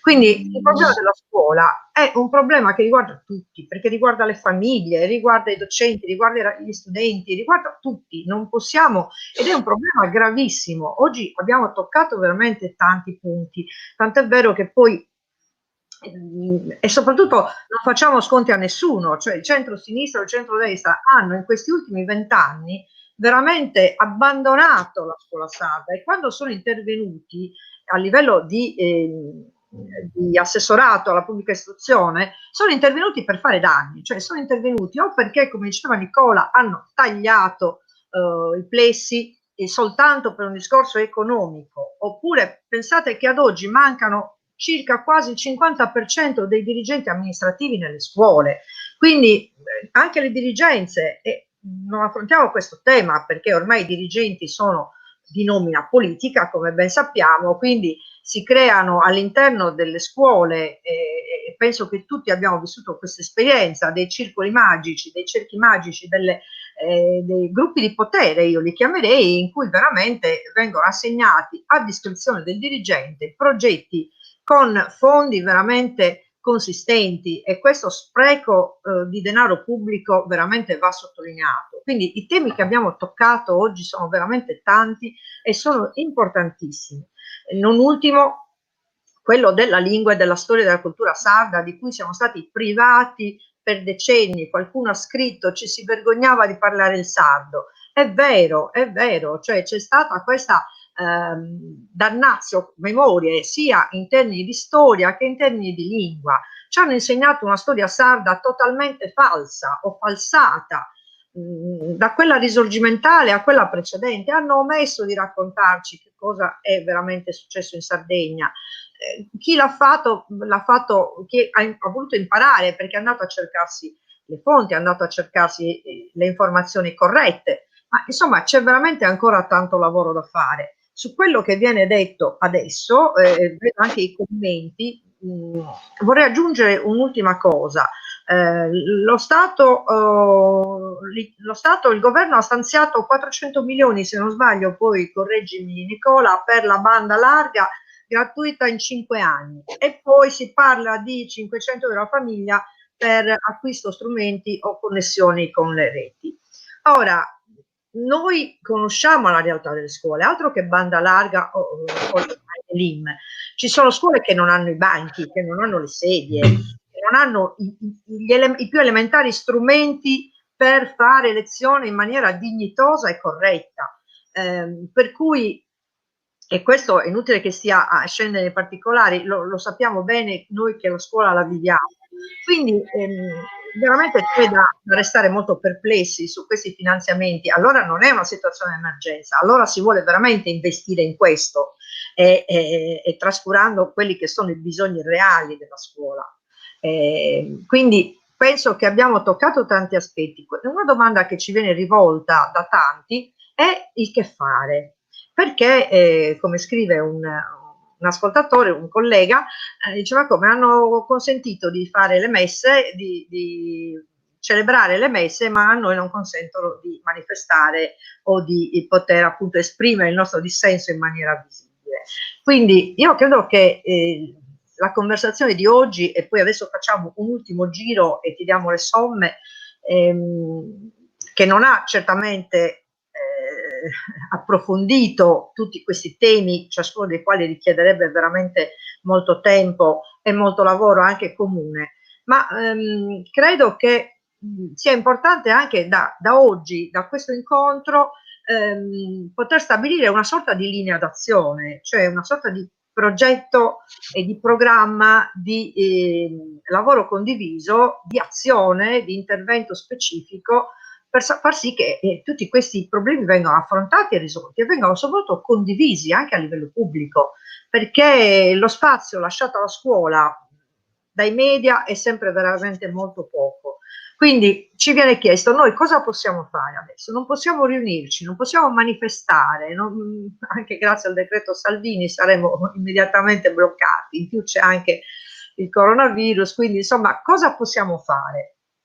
Che cosa adesso nei prossimi mesi e a partire magari soprattutto da settembre o anche prima, come possiamo agire? Quindi lo chiedo a voi e magari anche chi vuole intervenire lo può fare ovviamente, perché penso che questa sia un'esigenza sentita da tutti, il non sentirci soli e il poter incidere in qualche modo sulle prossime decisioni sia a livello centrale italiano che a livello sardo. Quindi sentiamo un po' prima Andrea, poi Nicola.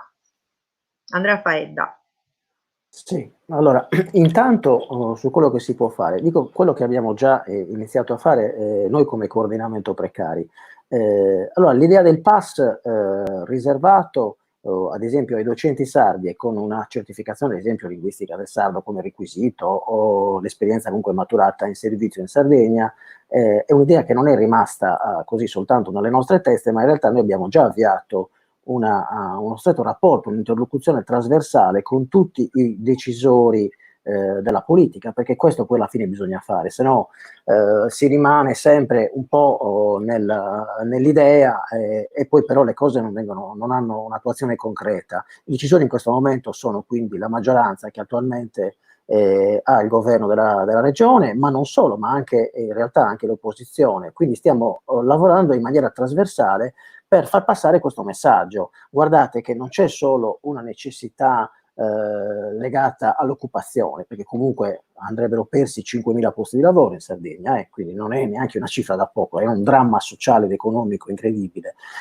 però c'è anche un problema legato alla cultura e alla presenza della scuola in Sardegna. Cosa significa? Non solo 5.000 buste paga in meno, quindi 5.000 famiglie, eccetera, ma sono 5.000 docenti che hanno lavorato in Sardegna, quindi hanno una conoscenza del territorio, hanno lavorato quindi in una scuola che lavora col territorio, quindi una scuola che ha la sinergia col locale, quindi è una scuola che è capace quindi di trasmettere e mettersi in sintonia con i saperi locali e quindi dare valore a noi stessi, dare valore alla Sardegna, dare valore ai nostri territori.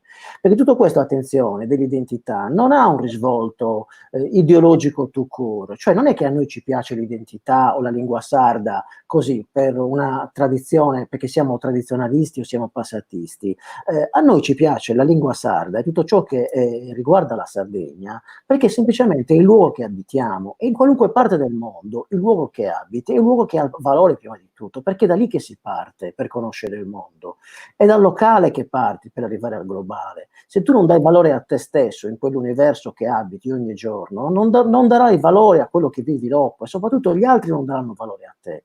E il valore non è solo, attenzione, una cosa strettamente misurabile con i termini dell'economia, è una cosa che ha comunque un'infinità di possibilità, anche economiche però, attenzione, giusto per fare i conti della serva di chi guarda solo questi aspetti.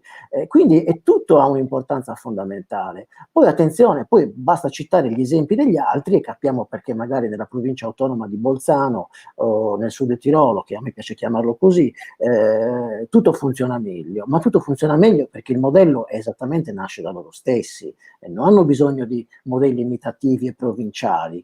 Quindi il non essere da questo punto di vista è partire da noi stessi, e quindi tutto quello che ci riguarda, compresa la lingua, che anzi forse la lingua è il cardine di tutto, se vogliamo, è quello che rivela poi ciò che siamo, come ci esprimiamo, è quello che aiuterebbe di più.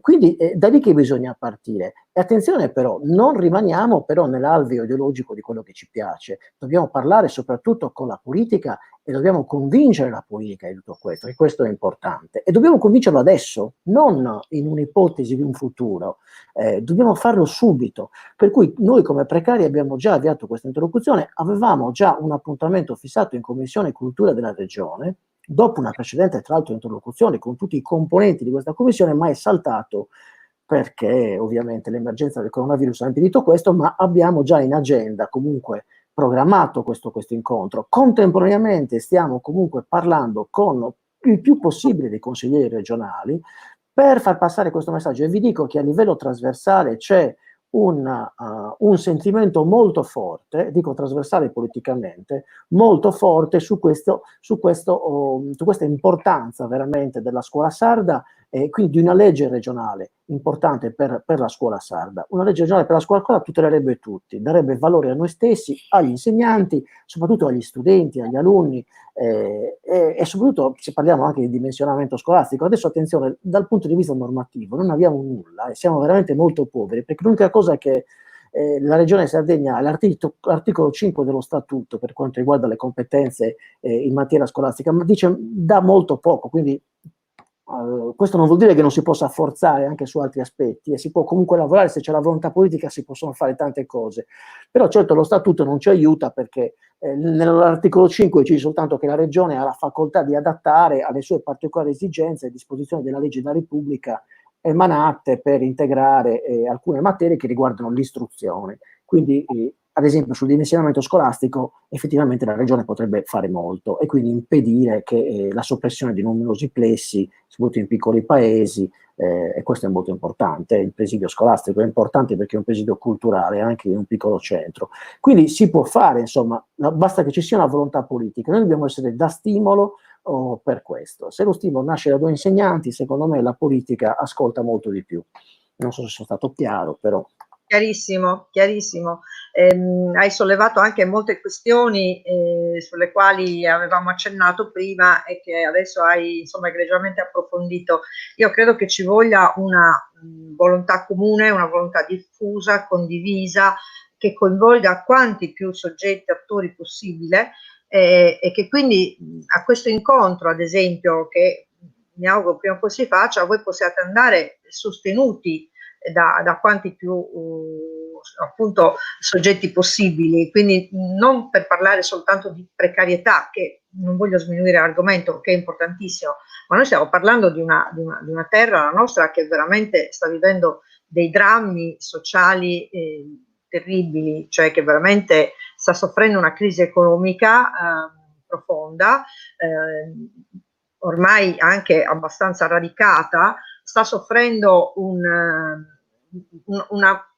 mancanza di futuro per i nostri ragazzi. Cioè, è evidente che una delle componenti probabilmente dell'abbandono, una delle tante, è anche questa mancanza di prospettive, questa paura che hanno i nostri studenti del futuro, nel quale non vedono veramente possibilità di realizzarsi. come dicevi tu a proposito della legge, quindi dello statuto che lascia effettivamente pochi margini di intervento alla regione, ma noi pensiamo soltanto a due temi che tu hai toccato. Uno che è quello l'ha toccato anche Nicola, uno è quello degli plessi scolastici, scusate, quindi delle istituzioni, delle strutture. Noi abbiamo dei paesi veramente che da qui a pochissimi anni saranno abbandonati. Tra l'altro proprio due di questi paesi sono quelli in cui sono state chiuse quest'anno le ultime strutture scolastiche, come dicevo prima, Bortigiadas e Nughedu San Nicolò. Quindi la regione può intervenire in questo, perché la scuola in un tessuto sociale, in una realtà periferica, diventa elemento fondamentale di coesione, di sviluppo, di luogo di scambio, luogo culturale. Quindi è proprio fondamentale che la scuola sopravviva, resista in queste realtà. L'altro è ad esempio l'applicazione della legge 482, quindi della legge sulle minoranze linguistiche, che già, come bene hanno fatto i nostri cari cittadini dell'Alto Adige, anzi del Sud Tirolo, anche io lo preferisco, hanno veramente utilizzato in pieno e al massimo le potenzialità di questa legge, con scuole che quindi non sono più classi pollaio, perché sappiamo che le minoranze linguistiche hanno diritto a classi meno affollate, con l'insegnamento quindi riservato a molti docenti di lingua sarda e con tutta un'altra serie di vantaggi che la legge consente. Quindi credo che un po' tutti i temi li abbiamo quantomeno, se non sviluppati, approfonditi, ma almeno in qualche modo toccati.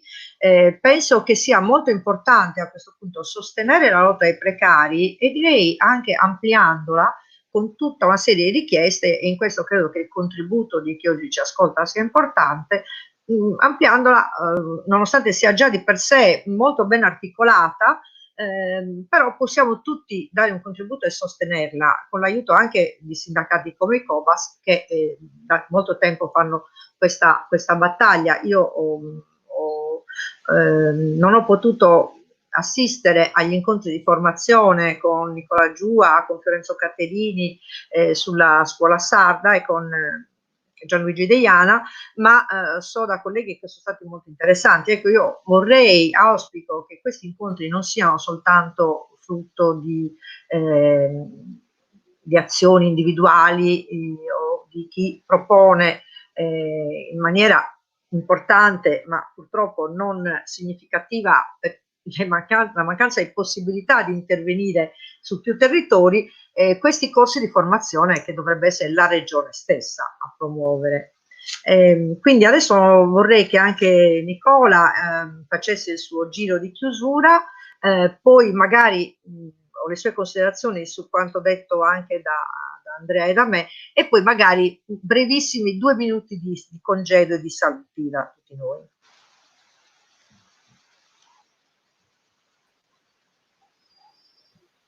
Ma allora io su questo direi che sarebbe auspicabile, insomma, che in Sardegna ci fosse l'autoproclamazione della Repubblica Libera di Sardegna, insomma, ci sarebbe da discuterne per qualche settimana, però non avendo il tempo adesso di poter porre l'argomento, lo dico perché in Sud Tirolo, come dici tu, anche nella provincia autonoma di Trento, non hanno fatto un golpe, hanno usato, anche spingendo in maniera abbastanza pressante, le norme autonomistiche che gli venivano date dal loro statuto, che è previsto dalla Costituzione, perché è come la Sardegna una regione a statuto speciale. In Sardegna la disgrazia è che in tutti questi anni la regione sarda non ha mai utilizzato questi poteri. Non fosse altro, guardate, preparando un po' alcune cose per questa trasmissione, questo incontro di stasera, sono andato a guardare alcune interventi degli ultimi mesi, dopo che eravamo intervenuti più volte sull'Unione Sarda con alcune paginate, ci avevano dato questo spazio perché, come dici tu, è raro, però ogni tanto ce lo danno in alcuni giornali. Ha fatto un passo indietro Biancarettu sulla linea guida, le ha modificate ha detto che non era più un obbligo, che dava la scelta alle conferenze provinciali, però dall'altra diceva sto chiedendo le deroghe ai parametri per l'autonomia degli istituti. Stai chiedendo a chi, Biancaretto? Stai chiedendo al Ministero, al Governo? Cioè, cioè è gente che centrodestra o centrosinistra negli ultimi decenni è sempre andata a Roma con il cappello in mano, e invece bisogna pretendere, cioè devono utilizzare tutto ciò che esiste nello Statuto autonomo della Sardegna per poter agire, e si può fare, perché quelle regioni, i numeri non sono gli stessi. È una follia che oggi in Sardegna, perché un istituto sia autonomo, tranne piccole isole che sono Sant'Antioco, Carloforte, Isola di San Pietro e la Maddalena, in tutti gli altri luoghi, esclusi i paesi di montagna che sono sempre pochi, in tutti gli altri luoghi della Sardegna i parametri per avere l'autonomia di un istituto scolastico autonomo sono 600. Con quei numeri ormai ci sono istituti scolastici autonomi su 15-20 paesi, cioè sono dei micro provveditorati agli studi, nei quali i dirigenti scolastici non sanno neanche dove sono realmente ubicate le scuole. Allora, se partiamo da questo presupposto, la regione deve modificare i parametri. Il parametro di 400 deve esistere in tutti gli istituti autonomi della Sardegna. E guardate, solo, anche senza avere il parametro di 400, ma solo facendo, noi stiamo, sono 10 anni o 15 che proponiamo che si faccia almeno la media. Nella media delle scuole sarde, la nostra media, sapete quant'è quest'anno? Quest'anno era 787 ad istituto. Perché? Perché chiudono istituti con 595 alunni. A Cagliari come a Sassari, che ci sono istituti superiori con 1700-1800 alunni. Ma allora viva Dio, ma tu almeno pretendi di fare almeno una media. E invece neanche questo, non solo vanno col cappello in mano, ma neanche, per queste cose non è che le devi chiedere, le devi fare tu Regione Sarda. Puoi decidere di fare una media regionale, che sarebbe oltretutto all'interno della media dei 600. Io ricordo che la Sardegna, qualcuno se l'è dimenticato, è un'isola, è minoranza linguistica, c'è anche una garanzia legislativa di minoranza linguistica dell'ordinamento italiano e dell'ordinamento comunitario. In più,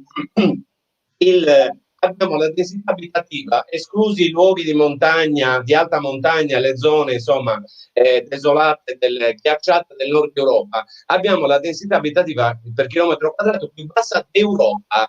E là questo vorrà dire qualcosa. Non puoi avere gli stessi numeri che hai a Milano, a Roma o in altre zone, o in Sicilia, dove hanno 4 volte il nostro numero di abitanti, con un territorio leggermente di poco più grande della Sardegna. E questa è la follia, quindi deve cambiare la regione, deve dare fondi per tutte queste cose, deve fare la legge sulla scuola dove vengano previsti questi parametri, e deve oltretutto iniziare a fare in modo che il dimensionamento cambi, ma non solo questo, che tutti i soldi disponibili vengano dati per i pendolari che esistono oggi, che dovrebbero esserci il meno possibile. Io ricordo che negli ultimi 15 anni hanno chiuso tutti gli istituti superiori sul territorio, e la maggior parte degli istituti sono stati accentrati. In provincia di Oristano, per fare un esempio, perché è più piccola ci capiamo meglio, c'è un istituto a Bosa, un istituto oltretutto non autonomo, che dipende da uno di Oristano a Ghilarza, delle sedi a Terralba, Mogro Alis, dipendenti dall'istituto di Oristano, e tutti gli altri sono tutti dentro il comune di Oristano. A Nuoro ci sono alcuni istituti che l'istituto tecnico agrario Brau di Nuoro ha il 95% di pendolari. Allora, a maggior ragione in questa situazione di emergenze epidemiologiche, io vorrei capire a settembre come li portano i ragazzi a scuola, perché non c'è nessun piano regionale sui trasporti, perché li dovrai portare a scuola quei ragazzi, o li vuoi portare come li portavi fino al mese di marzo, ammassati su quel pullman la mattina che dovevano uscire a rabattarsi, chiedere i favori di uscire 5-10 minuti prima per poter tornare a casa, altrimenti tornavano a casa alle 5 alle 6 di sera. Vuoi mettere dei fondi per delle mense, vuoi dare dei presalari, puoi aprire dei convitti, per tutte cose che in questi anni non hanno mai discusso. In questa situazione sarda ovviamente c'è poi, e chiudo su questo, c'è l'aspetto generale. In questa situazione di emergenza non c'è nessun piano per settembre. A settembre sarà, con un eufemismo gentile, un casino.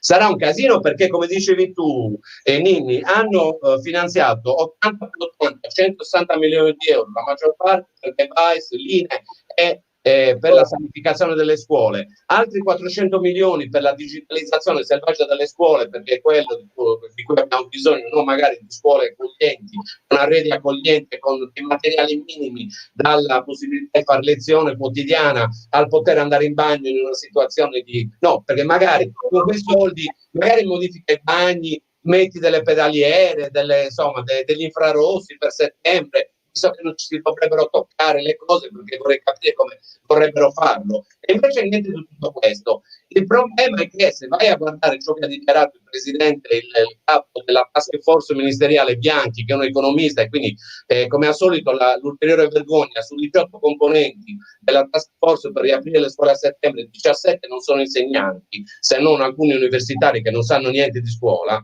una sola insegnante è un insegnante di Milano ultra digitalizzata e digitalizzante, e quindi l'hanno inserita lì solo per questo. E questi vogliono fare in modo che la didattica a distanza diventi la nuova didattica, l'hanno proprio dichiarato. Approfittiamo di questa emergenza Covid per avere una nuova, cioè squallidi e schifosi, peggio di Renzi con i morti di Bergamo e Brescia. Ma di cosa vuoi approfittare? E quindi è ovvio che in questa situazione invece dovrebbero iniziare a lavorare sugli strumenti e quindi sull'edilizia scolastica subito, vedere cosa si può fare, quali spazi possono essere utilizzati e aumentare l'organico, perché altrimenti non se ne esce. Non penseranno veramente che facciamo lezione metà e metà a scuola e a casa, oppure con gruppetti di bambini nei parchi e nei giardini. Poi li vorrei vedere questi parchi e giardini meravigliosi che abbiamo nelle nostre città, nei quali portare i bambini allegramente a fare lezione. Questi vivono su Marte, non vivono sul pianeta Terra. È un problema solo di soldi. L'ultimo intervento che hanno dichiarato, l'ho sentito proprio ieri, è che pensano di investire 350 milioni di euro per la riapertura a settembre. Cioè fa ridere, sono delle briciole per tutta Italia. Cioè dovrebbero inserire immediatamente alcuni miliardi, perché stanno spendendo giustamente miliardi per tante cose, per questa emergenza, per tamponare i problemi sociali, lavorativi e del tessuto produttivo che ha avuto un danno enorme, ma dall'altra la scuola ci può pensare. Oltretutto in questa situazione, chiudo veramente, sarebbe un'occasione per dare una svolta strutturale alle scuole.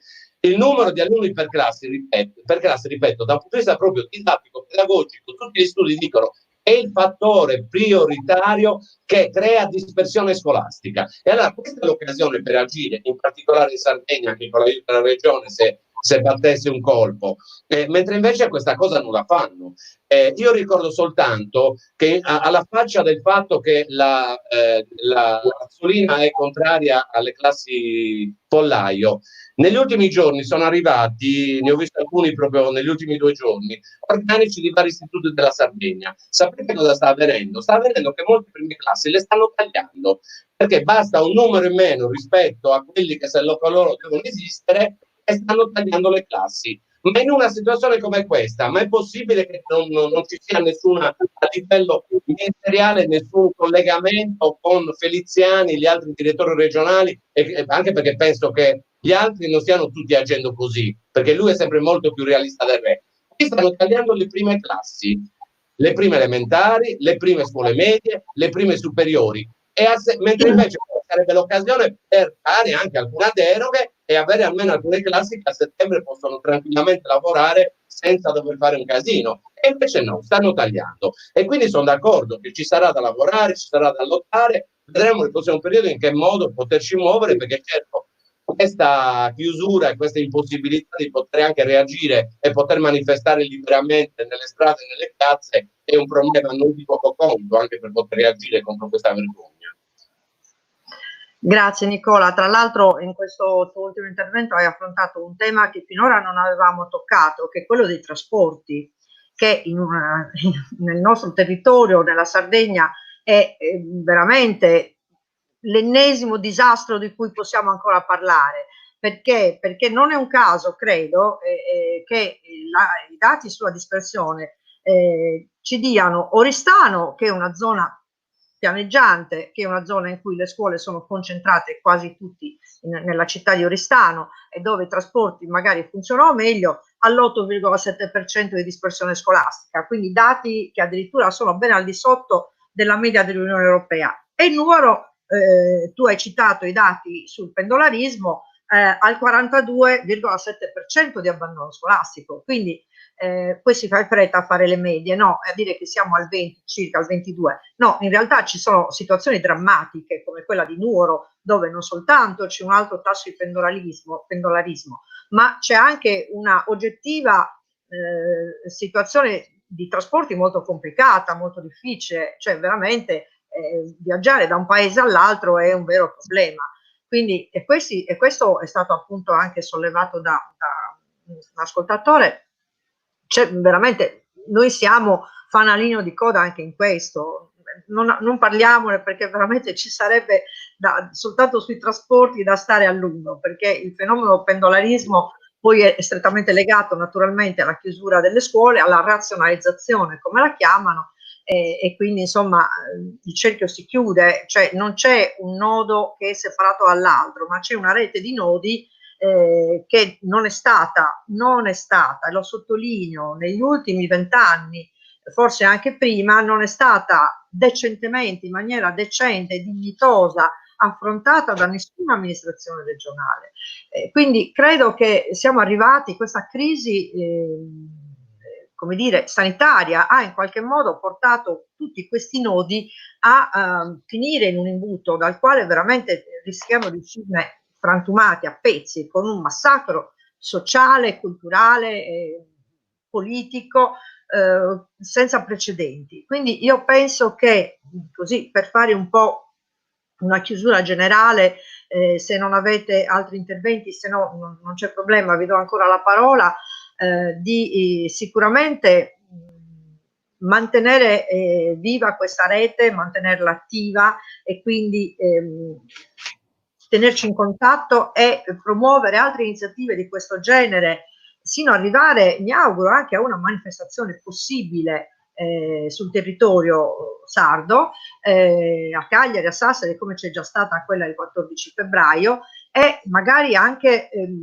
che ne so, io invito anche, se questo ci sarà consentito, come è accaduto in altre città d'Europa e del mondo, se sarà necessario anche a violare le restrizioni, si può fare anche una manifestazione tenendo le distanze sociali, quindi perché no? Comunque sicuramente manteniamo in piedi questa rete di contatti, sosteniamo la lotta dei precari e le loro proposte di legge, che comprendono anche tra l'altro norme non soltanto relative agli insegnanti, ma anche alla lingua sarda, lo sottolineo che a noi di Caminera Noa sta molto a cuore, la lingua sarda, la storia sarda e la cultura sarda nelle scuole deve diventare l'ordinario, così come deve passare attraverso criteri di maggiore valutazione l'utilizzo dei soldi pubblici, quindi dei vari progetti che passano attraverso la scuola. Ci devono essere delle commissioni che possano valutare oggettivamente l'uso che viene fatto di questi fondi. Per cui i problemi messi in campo, le questioni messe in campo sono tante. Potremmo anche fare un documento condiviso in cui una sorta di manifesto da presentare alla regione e congiuntamente all'ufficio scolastico regionale. Come ha detto Nicola adesso, sembra che i due non dialoghino, evidentemente non hanno interesse a dialogare, così come non dialogano con le altre realtà che hanno affrontato lo stesso problema con risultati diversi. Quindi io penso che potrebbe essere un'idea quella di unire le varie istanze, le varie esigenze, le varie lotte in un unico manifesto da presentare al nostro assessore all'istruzione e anche, perché no, all'ufficio scolastico regionale. Quindi penso che da questa conversazione, nella quale veramente vi ringrazio per gli altissimi contenuti, veramente dimostrando quanto i nostri docenti siano preparati e siano sempre vigili su quello che succede nella scuola. Io ringrazio Nicola Giua dei Coba Sardegna, ringrazio Andrea Faedda, non so se anche tu vuoi dare un ultimo saluto. Sì. Saluti a tutti e E niente, solo una cosa volevo aggiungere se potevo. Sì, prego. No, che in realtà, siccome la legge 22/2018 della Regione, adesso non mi ricordo l'articolo, ma definisce addirittura che il responsabile dell'ufficio definisce addirittura un consesso di persone che si possano mettere assieme, si chiama Obreria Prosi Sì. Scuola Sarda, proprio è un istituto definito assieme di figure di riferimento che debbano lavorare congiuntamente per quanto riguarda in questo caso l'insegnamento del sardo a scuola con tutti gli aspetti curricolari eccetera, e prevede che il responsabile dell'ufficio scolastico regionale sia uno dei componenti di questo comitato. Quindi la legge definisce addirittura in maniera procedurale come si possa attuare tutto questo. Cioè abbiamo già uno strumento normativo che per un certo punto di vista è molto avanzato. Dobbiamo soltanto lavorare affinché la politica si solletichi, perché quello che diceva Nicola prima è che ha fatto capire insomma, che manca proprio la volontà di fare le cose. Si possono anche forzare alcuni limiti normativi o dello statuto, ma se non c'è la volontà politica di poterlo fare, alla fine possiamo avere anche gli strumenti migliori, normativi già pronti, ma non si farà mai nulla. Io mi ricordo un po' di tempo fa con un consigliere regionale, non faccio il nome, diceva che continuamente io avanzavo proposte e lui mi faceva le obiezioni, diceva ma non si può fare, ma forse ce lo bloccano. Ma come? Ma io devo sentirmi dire obiezioni di questo tipo? Voglio dire, dammi la tua sedia, dammi il tuo seggio e vengo io al posto tuo, perché veramente, cioè, ci deve essere volontà di farle le cose.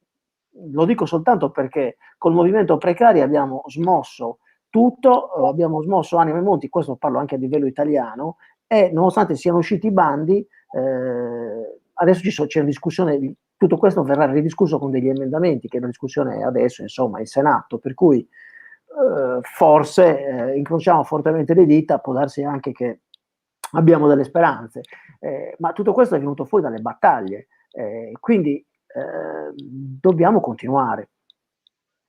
Sicuramente, ma infatti la legge 22, la legge regionale 22 del 2018 è tutto sommato complessivamente un'ottima legge, e tra l'altro prevede anche la reistituzione degli sportelli linguistici che erano stati chiusi, però insomma questa legge è del tutto teoria, è rimasta teoria, cioè non è stata ancora, a un anno di distanza dall'insediamento della nuova giunta, non è stata ancora applicata in nessuna delle sue articolazioni. Quindi io penso che, come giustamente dicevi tu, si possa unire queste lotte, perché noi abbiamo veramente delle competenze altissime in termini di storia sarda, di cultura sarda, abbiamo docenti preparati, formati tra l'altro anche per l'insegnamento della lingua, perché sono stati spesi dei soldi, dei fondi per istruire, per formare i docenti di lingua sarda che sono al momento senza lavoro.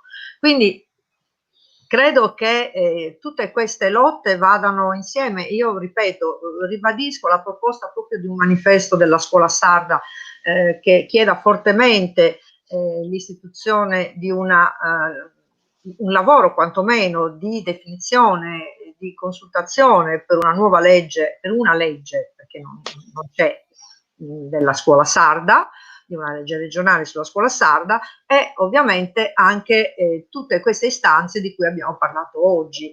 Penso che sia importante appunto la condivisione e la presenza fisica, reale, concreta di tutti noi che siamo interessati, ma anche non soltanto, penso alle famiglie, penso a tutti quelli che la scuola la vivono proprio sulla propria pelle. I problemi che abbiamo affrontato oggi sono tantissimi, quindi tanto è il lavoro da fare, però secondo me ci sono anche delle, come dire, delle idee in corso che stanno andando avanti, e mi sembra che si stia anche allargando la partecipazione di chi, insomma, di quanti stanno cominciando ad avere consapevolezza di quanto sia importante e di quanto sia veramente, direi, fondamentale la scuola in un tessuto sociale, culturale, economico, e di quanto questa sofferenza della Sardegna in questo senso vada in qualche modo